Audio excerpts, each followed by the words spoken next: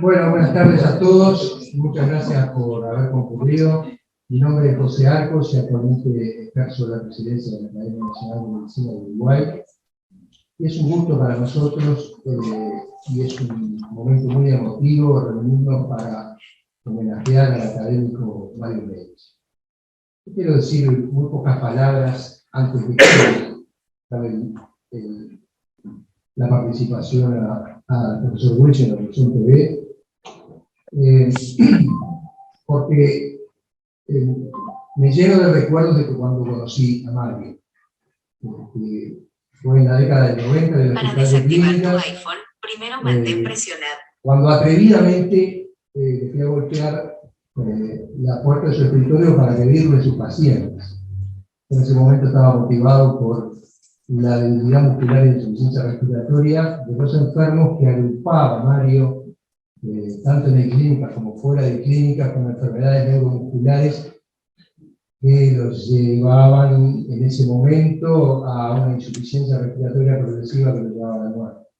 Había visto yo que se podían estudiar, especialmente la hipotonía de los músculos durante el sueño, y que se podían tratar. Entonces, como dije atrevidamente, le fui a pedir que quería estudiar por el. Y ahí mostró sus dos características que a mí me sorprendieron y me impresionaron. Primero, una conducta universitaria cabal, con la cual no dudó en ceder todo lo que él sabía y enseñármelo acerca de las enfermedades neuromusculares. Y la segunda característica, su generosidad para prestar aquella lista de enfermos y que todos contribuyeran a poder ser inicialmente estudiados y luego tratados, de forma que han prolongado su vida significativamente. Y me permitió a mí y a los neumólogos conocer un grupo de pacientes muy particular. Esa relación que comenzó ahí, después dio sus frutos en un trabajo que publicamos conjuntamente, que me dio un premio, que fue una gran satisfacción.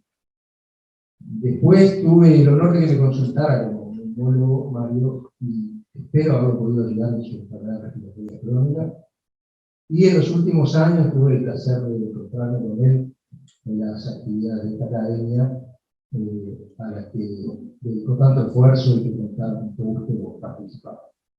Eso era lo que quería decir desde el punto de vista personal, y quiero nada más que pasarle las palabras a quienes se van a cargar el homenaje, que son el profesor Matías Pevé y el profesor Eduardo Wilson. Adelante.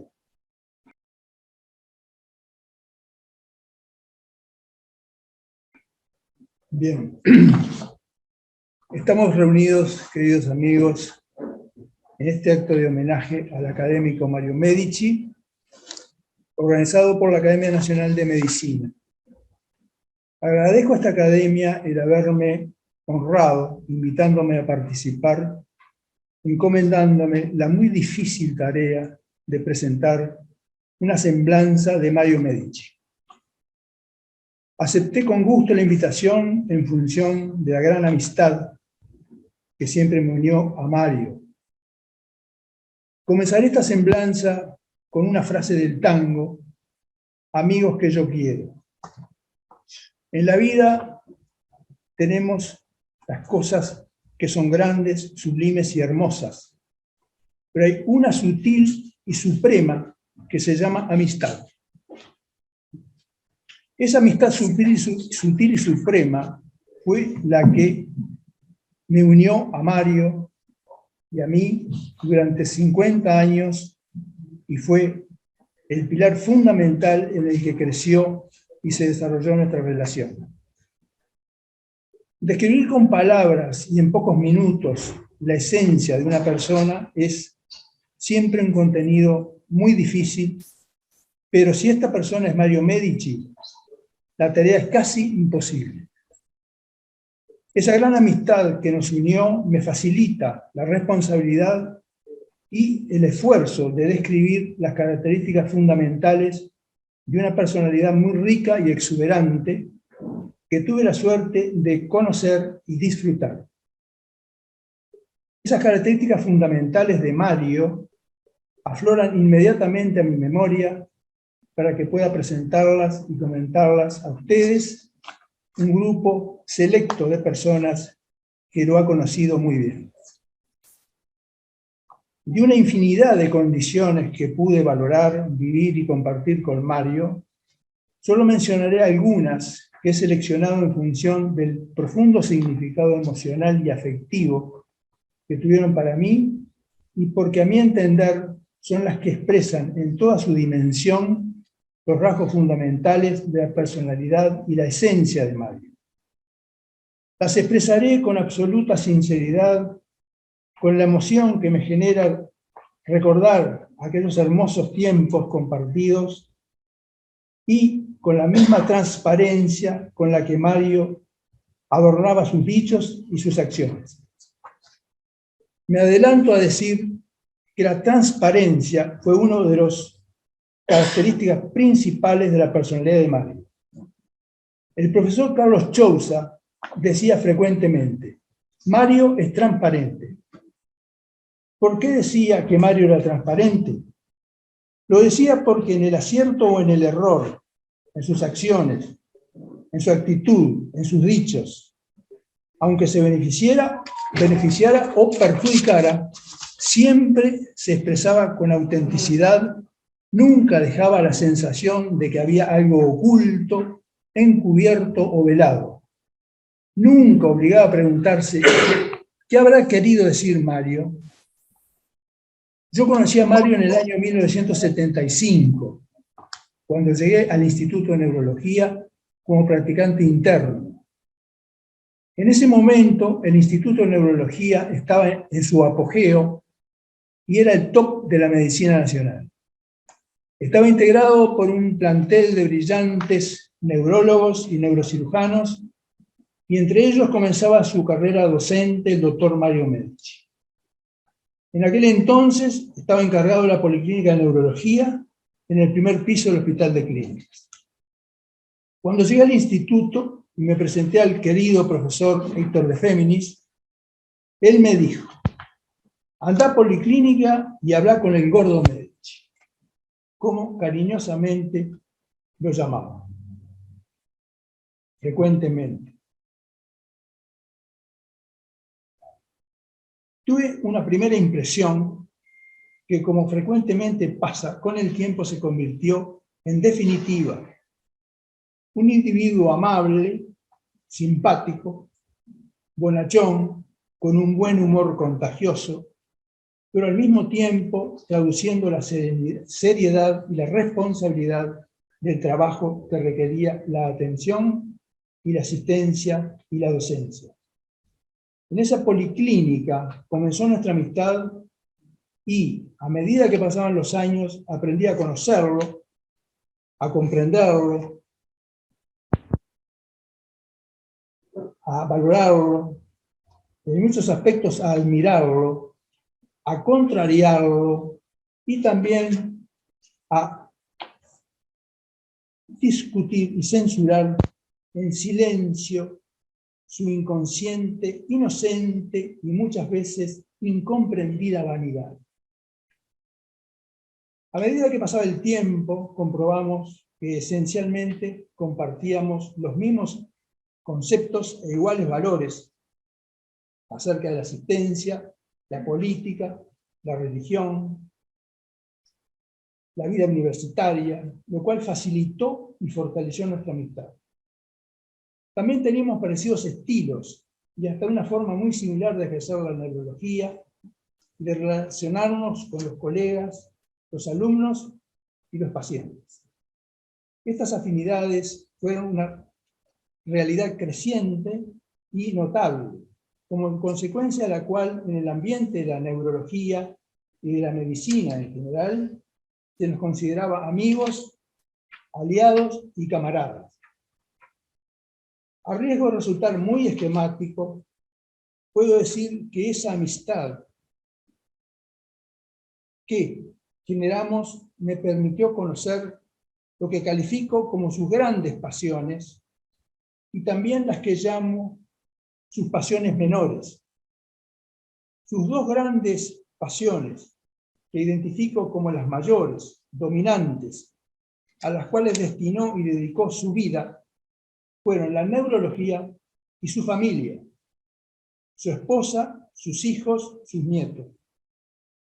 Las que llamo sus pasiones menores, de muy diferentes características, pero de igual significado, de distinto significado excluyente que tienen las anteriores, pero que marcan un perfil de la personalidad de Mario, la voy a comentar al final. Refiriéndome a lo que he calificado como sus grandes pasiones, voy a comenzar por la neurología. Para la neurología del Uruguay, Mario Medici fue un neurólogo eminente de consulta, cualquiera fuera el tema y la patología en consideración. Siempre estaba disponible para enseñar, asesorar y auxiliar a quien le solicitara una opinión, un parecer, siempre con su carácter amigable y cordial. Fue indiscutido referente en la patología neuromuscular, en la cual fue el alumno preferido y mimado del profesor Héctor de Géminis y su natural sucesor. Fue particularmente en ese grupo de trabajo al que dedicó la investigación y en el que se ejerció la docencia y la asistencia. En estas actividades fue organizado y riguroso en el uso de la metodología científica. Fue muy generoso con sus colegas, poniendo siempre a disposición no solo sus conocimientos, sino también su laboratorio particular de neurofisiología en el Hospital Italiano, para todo aquel que se interesara en iniciarse o especializarse en esas técnicas. En ese sentido, en un ambiente notoriamente competitivo, siempre fue desinteresado y desprendido a la hora de difundir, compartir y transmitir sus conocimientos. Así es que a su laboratorio de neurofisiología asistieron y aprendieron varios colegas que hoy trabajan exitosamente en esa especialidad.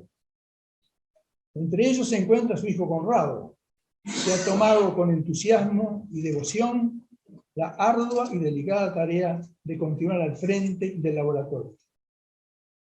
Mario utilizó sus vínculos internacionales, no solamente en su propio beneficio y desarrollo personal, sino también para recomendar y presentar a neurólogos que se iniciaban en las áreas en las que él era un referente. Para mí significó un soporte fundamental en mi carrera y en mi vida. Siempre fue un apoyo invariable. Manifestó la sugerencia valiosa, el consejo acertado, que invariablemente le solicité ante todo emprendimiento, o frente a dudas o alternativas, o disyuntivas, que aparecían en mi existencia. Pero paralelamente a tanta formalidad, responsabilidad y discreción, en nuestra amistad creció desde el principio un curioso y peculiar tono lúdico, pícaro y juguetón, del cual disfrutábamos ambos con gran satisfacción. Él se deleitaba y disfrutaba como un niño, con sus ironías y sus sarcasmos, en medio de su sonora y su contagiosa risa. El Instituto de Neurología le brindó un sinfín de éxitos, alegrías y reconocimientos, nacionales e internacionales. Pero también fue la fuente de su mayor frustración y desilusión por no haber obtenido el que fuera su principal objetivo académico: acceder al cargo de profesor grado 5 de neurología. Eso le generó un duelo que se prolongó y se extinguió lentamente con los años, duelo que siempre sobrellevó con hidalguía y vale la pena destacar con una actitud respetuosa y sin repercusiones negativas en las actividades del instituto. Se refugió en la reconfortante sentencia que como gigante sostén le recordaba: más que la facultad, a los profesores los designan sus colegas y sus alumnos. Pero en coincidencia con su enorme valor científico en el campo de la neurología, y con igual o mayor mérito, Mario significó siempre una referencia ética para todos los que los rodeábamos. Una máxima demostración de ética universitaria, honradez y justicia la dio en el Instituto de Neurología en un concurso para un cargo de asistencia de neurología grado 2, en el que él fue tribunal, y al que aspiraban colegas, uno de los cuales era su amigo entrañable y colaborador directo. Este concursante, su amigo, perdió por escaso margen el concurso. Hubiera sido muy sencillo para Mario e indiscutible para todos otorgarle a su amigo al final de las pruebas ese medio punto que necesitaba y con el cual hubiera ganado el concurso. Un gesto magnífico de honestidad y de integridad moral. Su otra gran pasión fue su familia, su esposa, sus hijos, sus nietos. Siempre me impresionó el trato hacia su esposa, Techi. Cuando se expresaba de ella, lo hacía con enorme respeto, reconocimiento y hasta con admiración. Sus decisiones vitales, e incluso las que lindaban con su profesión, las pasaba siempre por el tamiz de Techi. Un día, cuando nos retirábamos del sanatorio italiano, como lo hacíamos con frecuencia, nos quedamos conversando de asuntos varios y, refiriéndonos a la familia, recuerdo siempre lo que me dijo allí. No pierdas un minuto de estar con tus hijos. Es un tiempo que si se pierde no se recupera nunca. Y lo vas a lamentar. Este concepto marca mejor que cualquier explicación lo que significa para él su familia. Desde entonces lo tengo siempre presente, y cuando miro hacia atrás reconozco que hubo tiempo perdido y me lo reprocho. Cuando aparecieron los nietos se manifestó su expresión familiar más cálida, afectuosa y hasta dominantemente orgullosa. Habiendo considerado sus dos grandes pasiones, me referiré a continuación muy brevemente a las que he calificado como sus pasiones menores, no profundas y trascendentes como las anteriores, pero que marcan el estilo de vida de Mario, su cordialidad, su cotidianidad, sus gustos, sus prioridades, su estética, su sensibilidad, sus preferencias, su forma de caminar por la vida, por lo cual no puedo dejar de mencionarlas. Son esas pasiones menores las que pueden parecer intrascendentes, hasta inocentes o banales, pero que completan una personalidad singular y multifacética. Al hablar de esas pasiones que he calificado como menores, comienzo por una, seguramente desconocida, o que ha pasado desapercibida o inadvertida para la mayoría de ustedes. Inhabitual en el hombre, pero por la que Mario demostró siempre gran debilidad. Me refiero al uso permanente del perfume. Los perfumes siempre fueron para Mario una irresistible y mundana pasión. Él me inició en el mundo de los perfumes. Los diálogos sobre la elección del perfume y cuál era el perfume que en ese momento él definía como el mejor eran frecuentes en nuestros encuentros. En ese tema teníamos diferencias, pero él no aplicaba. Y el perfume que estaba usando siempre era el mejor. Aunque yo lo tomaba cariñosamente como una vanidad más. Una muestra de esa permanente debilidad por los perfumes se hacía evidente cuando entrábamos al hospital italiano. Desde el pasillo ya se sabía si Mario andaba por allí, si había llegado, pues la fragancia inundaba el ambiente. Los autos era otra de sus pasiones menores que lo apasionaban. En su vida tuvo varias marcas y modelos de auto, hasta que se orientó decididamente su preferencia por los japoneses. Es así que lo recuerdo perfectamente al volante de su Toyota Celica, totalmente amarillo. Era un apasionado de la náutica, de su barco, el Aitón, con el cual tuvo 2 graves accidentes que contaba con detalle y en los cuales apenas logró salvar su vida.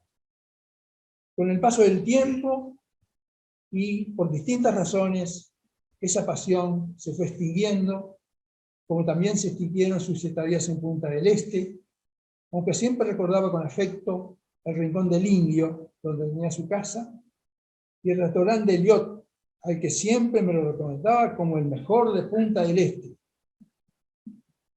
Desde hacía varios años, Mario había abandonado la playa y el océano para dedicarse a las actividades rurales, a la estancia, a la que concurría con asiduidad y dirigía con la solvencia de un hombre de campo. Otra de sus pasiones menores fue sin duda París, un lugar y un tema del cual le encantaba hablar, y en el cual se movía con mucha suficiencia y conocimiento. Era un gran francófilo, pues durante un periodo había vivido en París en el sustituto de una beca, durante la cual se especializó en las enfermedades neuromusculares. Para terminar con esta enumeración de sus pasiones menores, no puedo dejar de citar la lectura, a la cual dedicaba gran parte de su tiempo libre. Siempre entusiasmado con temas culturales que abarcaban varias disciplinas, dentro de las cuales le atraían especialmente la historia y la pintura. Para poner punto final de la mejor manera a lo dicho en esta necesariamente breve y apretada semblanza de Mario, he elegido también una frase. En esta oportunidad del notable escritor Alejandro Dumas: los amigos que perdemos no reposan en la tierra, están sepultados en nuestro corazón. Muchas gracias.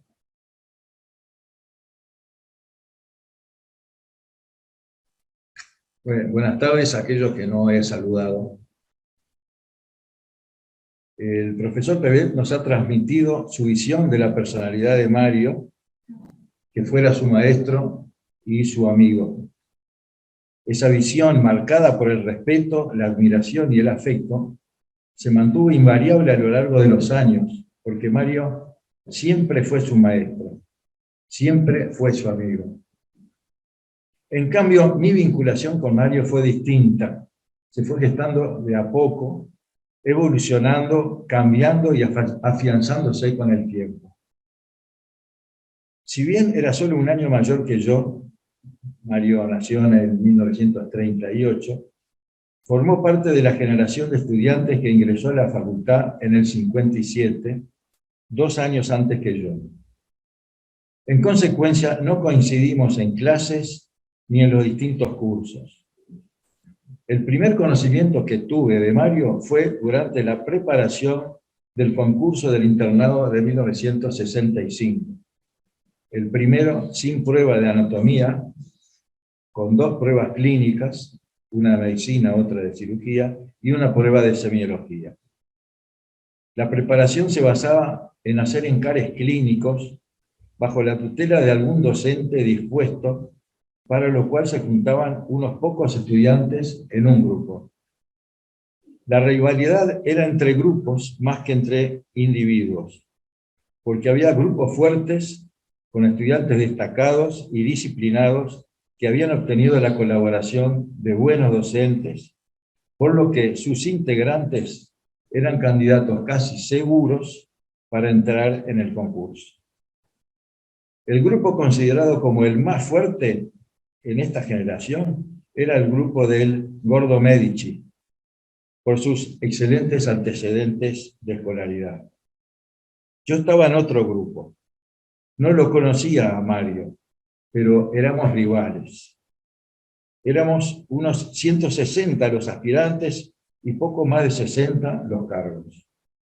Finalizado el concurso, Mario estuvo entre los primeros puestos y, cosa curiosa, 7 de los 60 que entramos de internos nos dedicamos en el futuro a las ciencias neurológicas.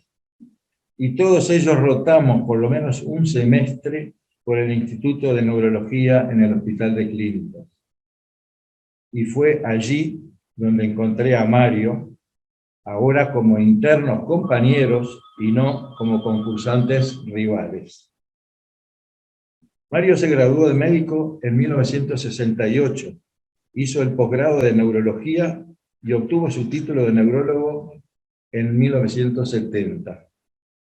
Según nos relató el profesor de pediatría Leopoldo Pelufo, primo de Mario, desde el liceo manifestaba sus intenciones de ser médico con tendencia a la neurología. Pero más allá de su eventual vocación, seguramente influyó en forma decisiva el conocimiento que tuvo del Instituto de Neurología cuando practicante interno. En primer lugar, porque conoció un instituto que trabajaba tanto en las mañanas como en las tardes, con un director, el profesor Román Arana Iñiguez, con dedicación total, con integrantes que le seguían el tren, ocupados no solo de la clínica, sino de la investigación en numerosas áreas de la neurología. Un instituto que se había ganado un enorme reconocimiento internacional y al que acudían becarios de diversos países de América. Un instituto cuya visita general de pacientes internados en las 4 salas del piso 2 del Hospital de Clínicas, con la concurrencia obligatoria de todo el personal docente, se realizaba semanalmente todos los miércoles de tarde y duraba 2 horas. Un instituto en el que, como había querido su fundador, Américo Ricaldoni, hervía el trabajo. Este es el instituto en 1966. Un par de años antes había perdido a 2 de sus más destacados exponentes, Bernardino Rodríguez y Constancio Castells. Pero conservaba a esta primera fila que están viendo: Héctor de Féminis,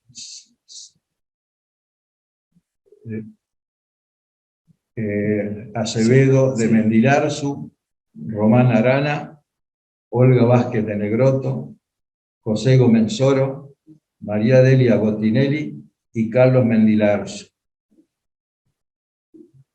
En segundo lugar, porque aparte de conocer al instituto, Mario conoció al doctor Héctor de Féminis, futuro profesor titular de neurología, semiólogo exquisito y clínico brillante de amplia experiencia, que le despertó una profunda admiración y con quien desarrolló en años siguientes una larga amistad. Sin duda, estas 2 vivencias decidieron que el futuro de Medici estaba en la neurología. Una vez obtenido el título de neurólogo, Medici decidió concursar para ingresar a la carrera docente de la facultad, inscribiéndose para el concurso de jefe de clínica, o grado 2, de neurología. Al mismo tiempo se llamó a concurso para el mismo grado de neurocirugía en el que me anoté. Preparamos juntos el concurso, ya que la mayoría de los pacientes se diferenciaban no por la clínica, sino por la conducta terapéutica. A ambos nos fue bien y en marzo del 71 debutamos como noveles grados 2 de nuestras especialidades. Fue a partir de esa preparación que empecé a conocer a Mario Medici. Su dedicación al trabajo y al estudio, su serenidad, su buen humor sin quiebres, su sentido de pertenencia al Instituto de Neurología, su admiración por el doctor de Féminis y su sonora y contagiosa carcajada. Al oírla una vez, el profesor Arana lo hizo acudir a su escritorio, donde muy serio le dijo: mire, practicante, usted debe saber que en este instituto nadie se puede reír más fuerte que el director. Luego, con una sonrisa, le palmeó la espalda y ambos soltaron sendas carcajadas que inundaron los corredores. No solo empecé a conocer a Mario, también conocí a María Teresa Olazo Pecci, su esposa, cuando estudiábamos en su casa de Luis de la Torre y ella, en silencio, interrumpía el estudio para aplacar nuestros estómagos. Se habían casado en 65, después de finalizado el concurso del internado, y formaron una pareja de extraordinaria fortaleza y de recíproco enriquecimiento. Fue en esas reuniones, en su casa y en los encuentros en el instituto que se inició mi amistad y mi afecto por Mario. Durante esos años en el Instituto de Neurología, aparte de cumplir su labor asistencial rutinaria, Mario pasó a integrar la sección Enfermedades Neuromusculares, que dirigía su maestro de Féminis, para quien rápidamente pasó a ser su principal colaborador, como nos recordaba recién Matías Pebet. Eran tiempos en que el diagnóstico se hacía en base a la clínica y algunos exámenes complementarios. El electroencefalograma y estudios invasivos de líquidos, cefalorraquídeo por punción, o las radiografías contrastadas, arteriografías, neumoencefalografías y mielografías. Pero también se estaban incorporando estudios eléctricos de nervios periféricos y de músculos, y se hablaba de un futuro promisorio con los avances en computación de datos, y con ello la de procesamiento y promediación de respuestas a estímulos eléctricos o sensoriales. En 1973, el inquieto Mario Medici, sensible a los nuevos aportes diagnósticos que se veían venir, accedió a una beca del gobierno francés para especializarse en neurología en el famoso Hospital de la Salpêtrière, cuna de la neurología francesa y sede de las enseñanzas de Jean-Martin Charcot. Aquí lo vemos con otros dos becarios en los jardines del Hospital de la Salpêtrière. Pasó a integrar el servicio de enfermedades neurológicas dirigido por el profesor Paul Castaigne. Fue un periodo de intenso aprendizaje, no solo de neurología, sino de métodos diagnósticos auxiliares como las biopsias musculares y los estudios electrofisiológicos de raíces, de nervios y de músculos. Culminó su actuación luego de aprobada su tesis por la Universidad de París con el título de asistente de clínica extranjero. Los primeros meses como becario sufrió la soledad de no estar con su familia, en especial los fines de semana, que pasaba encerrado, estudiando o en algún paseo que no llegaba a disfrutar plenamente. Pero el resto del tiempo, una vez que le acompañaron Techi y sus hijos, que ya eran 3, realmente sintió la seducción de la ciudad luz y para siempre. De retorno a Montevideo a fines del 74, con la sensación de haberse puesto al día en la especialidad y haber aprendido cosas nuevas, y con el renovado entusiasmo por seguir avanzando en su país, aparte de continuar su participación en la sección neuromusculares, comenzó el ejercicio profesional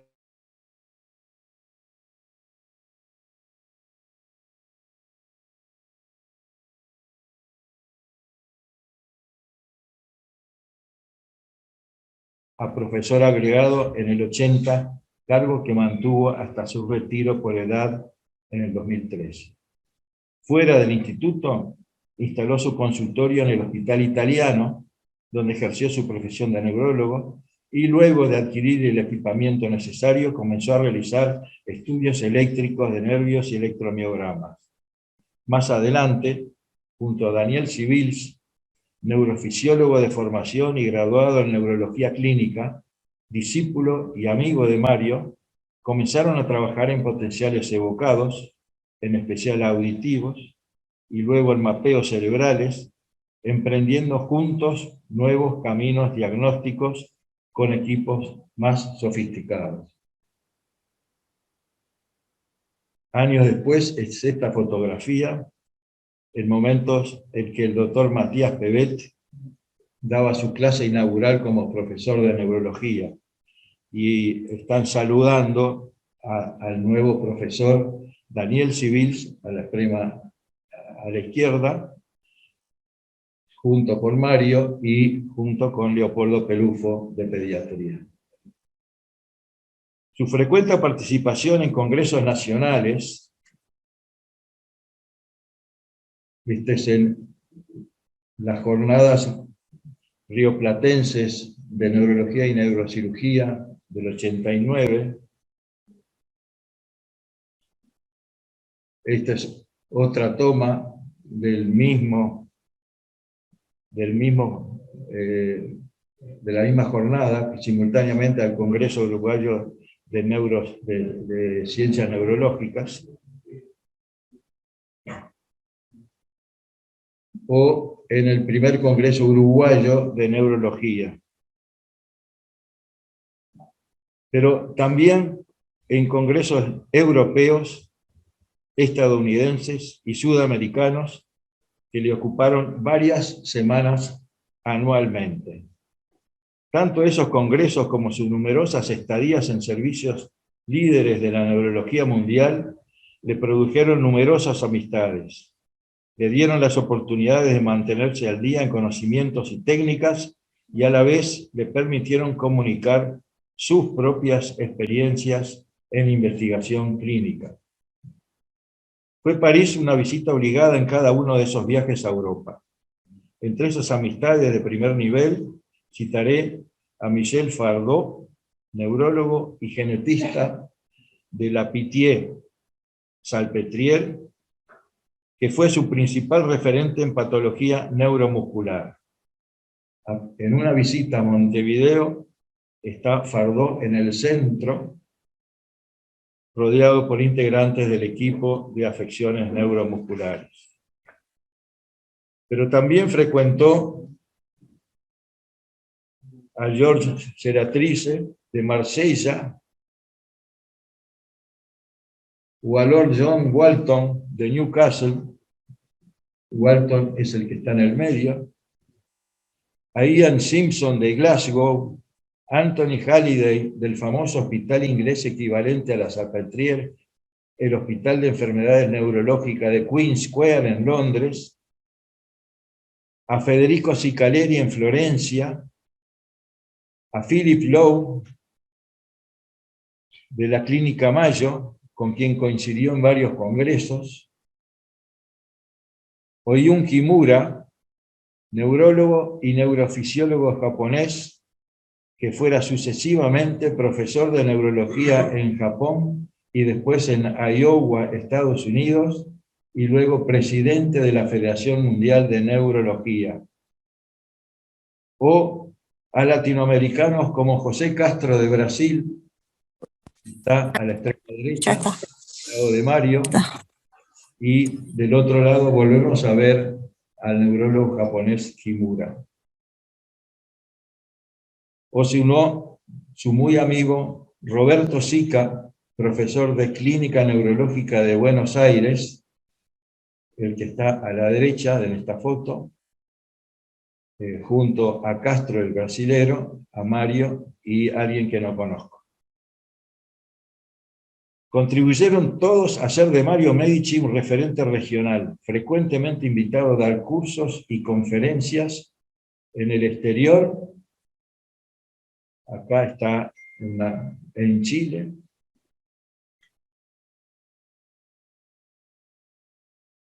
O eventos nacionales con neurólogos de adultos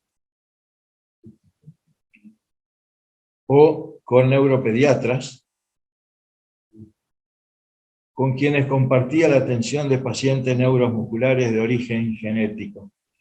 Fue merecedor y receptor de una extensa lista de reconocimientos honoríficos nacionales e internacionales que no voy a enumerar. Nunca desistió Medici de hacer docencia, ni siquiera cuando se frustraron sus aspiraciones a profesor titular. Continuó enseñando y conduciendo el equipo de neuromusculares del instituto. Fuera del hospital universitario, fue el consultante neurológico más solicitado. Su opinión, coincidente o discrepante con la de otro colega, era tomada como la última palabra, cualquiera fuera la rama de la neurología por la que se le hubiera consultado. Pero si hubo en nuestro país una situación en la que su opinión era absolutamente imprescindible, era en las enfermedades neuromusculares. Después que De Femini se retiró como profesor del Instituto de Neurología para jubilarse en el año 81, quien le sucedió como jefe de sección fue naturalmente Mario Medici. En consecuencia, no solo se encargó de los pacientes del instituto, sino que era consultado ante todos los pacientes sospechosos de miopatía de cualquier tipo y de cualquier centro asistencial. Y Medici nunca dejó de responder. En el año 2003, Mario se vio obligado a cesar como profesor agregado de neurología al cumplir 65 años. Si bien no se alejó de la docencia, que continuó haciendo en forma honoraria, tuvo más tiempo libre, por lo que prontamente fue convencido para integrarse a ese noble emprendimiento humanitario llamado Teletón, iniciado en nuestro país por sus amigos médicos Amílcar Carnioli y Laura de Castellet. Mario hacía tiempo que colaboraba con ellos en sus respectivas tareas en ortopedia y fisiatría del Hospital Pediátrico, asistiendo a sus ateneos como especialista en neurología desde antes que la cátedra de neuropediatría se instalara en ese hospital. Consciente del significado de la obra emprendida con la Teletón, aceptó apoyarla, en forma honoraria, evitando protagonismos, rehuyendo la aparición en los medios. Integró en carácter de tesorero la Fundación Teletón desde entonces y mientras vivió. Su apoyo no solo fue dedicarle tiempo y esfuerzos, aunque de eso otro él no hablaba. Pero sí recuerdo su sonrisa de felicidad cuando me relataba los éxitos obtenidos en las distintas jornadas de la Teletón. En el 2007 fue elegido miembro titular de la Academia Nacional de Medicina. Varios años antes, en 1984, se había hecho conocer por la Academia al presentar un trabajo aspirando al Gran Premio Nacional de Medicina titulado Estudio de las afecciones neuromusculares por tomografía computada muscular, su correlación con la clínica y la histopatología. Una innovadora investigación que obtuvo una mención honorífica. Al ingresar, cuando pronunció su discurso de aceptación, era evidente su emoción. Serena pero evidente. Nunca ocultó su orgullo por integrar la academia, ni eludió ningún tipo de responsabilidad. Y una vez designado miembro titular, su dedicación fue intensa, integrándose a comisiones, tribunales de concursos y como directivo. Entre otras, integró las comisiones de colegiación médica, que precedió y apoyó la creación del Colegio Médico, y la Comisión de Educación Médica Continua, dos temas fundamentales de la medicina nacional de los últimos años. Formó parte de los tribunales de varios de los premios otorgados por la Academia, incluyendo el Gran Premio Nacional de la Medicina. Al año siguiente de su ingreso, fue electo para integrar el Consejo Directivo para el bienio 2008-2009 como protesorero. En el periodo siguiente, 2010-2011, fue electo secretario de actas. en 2012-2013 y el 2014-2015, tesorero. Durante esos 8 años como directivo, su presencia fue importante por la solidez de su razonamiento, siempre calmo, y la sensatez de sus propuestas. Acosado por la frecuencia creciente de sus problemas de salud, no aceptó ser propuesto para la presidencia de la Academia y decidió alejarse del Consejo Directivo para dejar lugar a nuevos integrantes, sin dejar de concurrir asiduamente a las sesiones de la Asamblea Plenaria, donde su opinión era escuchada con atención y respeto. Volvimos a compartir a partir de mi ingreso en el 2009 los últimos años, pero ahora como académicos. De la misma manera que habíamos compartido otros años como internos y otros como jefes de clínica. Ahora había una diferencia. Nuestra amistad reafirmada se podía catalogar de fraterna y nuestras conversaciones ya eran más personales. Creo que recién en esta última década llegué a conocer en profundidad a Mario, cuando volvíamos juntos a nuestros hogares desde la sede de la Academia, a veces en mi auto, otras en el suyo, porque vivíamos a pocas cuadras uno del otro. Evitando los temas tratados en la Academia, me hablaba de esas grandes y pequeñas pasiones a que se refería el profesor Pebet. Me contaba con orgullo de su familia, de su compañera de vida, de sus 4 hijos varones,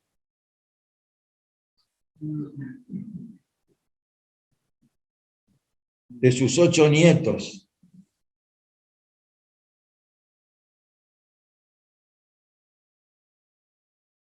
Aquí en esta foto aparecen 7 de ellos. El último, Milo, no había nacido aún. La mayor, Francesca, está al extremo derecho de la foto.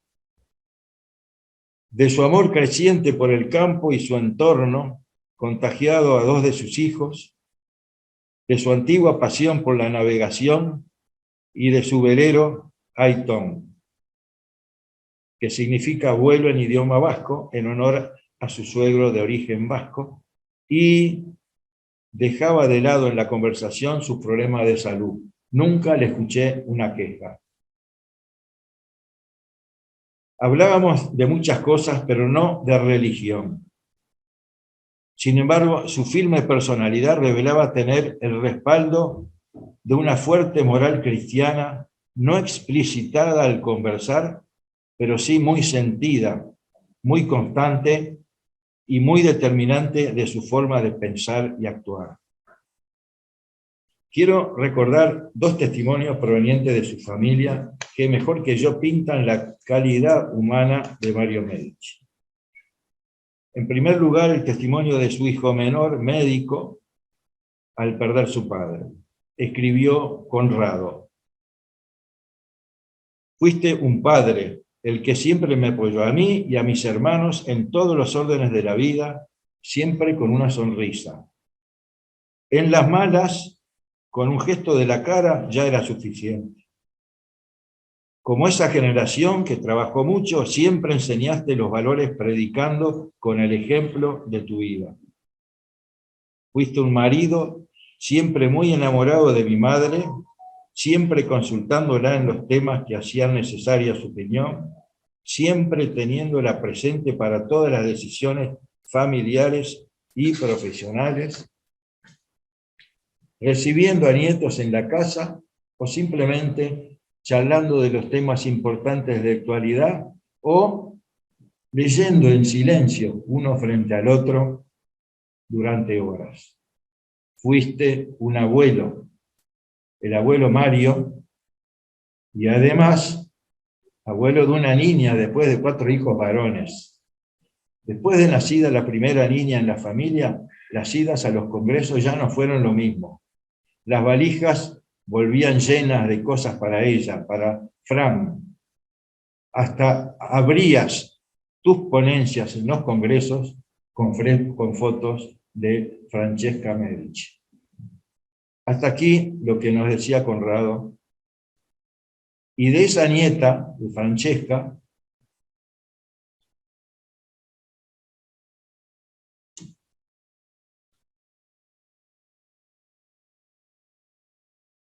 acá está con una de las primas menores en brazos, es el otro testimonio familiar. También le decían Franchu, así le dicen, o creo. Desde Barcelona escribió lo siguiente, Franchu. Creo que la mejor forma de poder resumir quién fue el abuelo Mario es contando cómo nos hacía sentir.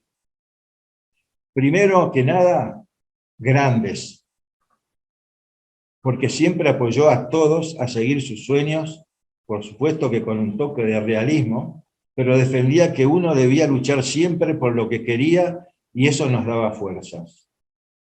Segundo, seguros. Sabíamos que siempre podíamos contar con él, ya sea para un abrazo cuando estábamos cansados o para un consejo sobre cómo combatir un dolor de cabeza. Y también nos hacía sentir queridos, porque era la combinación exacta de racional y cariñoso. Veía nuestros defectos con amor y se aseguraba de resaltar nuestras virtudes para que las tuviéramos claras. Nos va a hacer falta y mucha, pero todo lo que nos enseñó y todo lo que pudimos vivir con él va a ser siempre parte de nosotros y no hay nada que nos lo quite. Así terminó Francesca esa nota, esa carta.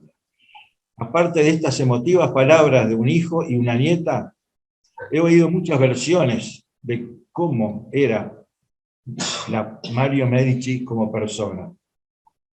Médico humanista, respetuoso con sus pacientes, excelente neurólogo, un hombre de familia, enamorado de su pareja, guía para sus hijos, refugio para sus nietos, un nostálgico de París, un docente vocacional, honesto y responsable, un tipo derecho y sincero, o simplemente una gran persona. Todo eso es cierto. Yo quiero agregar, conociendo su trayectoria universitaria de más de 30 años y de 15 años en la academia, que fue un universitario auténtico, tanto en su faceta de docente como de investigador, como de derramador de conocimientos a la sociedad. Que fue un académico digno, laborioso y compenetrado con los fines de la academia. Que es y seguirá siendo un orgullo y un ejemplo para nuestra academia y para nuestra medicina, que hoy todos agradecemos y aplaudimos. Muchas gracias a todos. Muy emotivo este recuerdo. Si hay alguien más que quiere participar.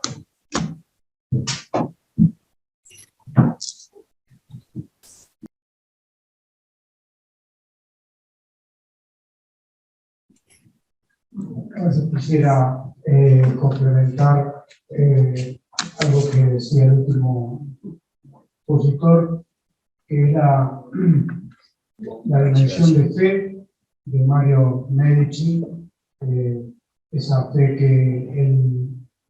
cristiana que él recibió y la afirmó a través de la razón en su formación jesuítica del colegio seminario.